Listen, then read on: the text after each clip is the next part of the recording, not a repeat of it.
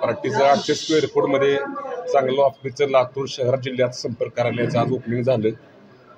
जिल्ह्यातून कार्यकर्त्यांची भेट झाली, पदाधिकाऱ्यांची भेट झाली आणि जिल्हाध्यक्षांचं काम पण चांगलं येतं. आणि आज लातूर जिल्ह्यातील लातूर शहर विधानसभेचे उमेदवारी जिल्हाध्यक्ष अश्विन सुभाष नलबले यांना मी आज जाहीर केली आहे.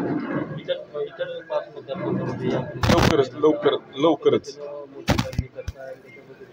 उमेदवाराच्या मुलाखत दिवसभर झालेल्या आहेत. काल बाकीच्या पक्षातील लोक त्याला भेटून गेले आहेत. येत्या 1 महिन्याभरात बाकीच्या 5 मतदारसंघात सुद्धा तुम्हाला उमेदवारी घोषणा केली जाईल. आगामी विधानसभा निवडणूक आम आदमी पार्टी किती जागांवर लढणार आहे, किती जागा राज्यभर लढणार आहे का, कोणत्या मुद्द्यावर लढणार आहे ती सांगा. आम आदमी पार्टी येणारी विधानसभा निवडणूक महाराष्ट्रात 288 जागावर लढणार आहे आणि हे मी स्पष्ट करतो आज तुमच्या माध्यमातून.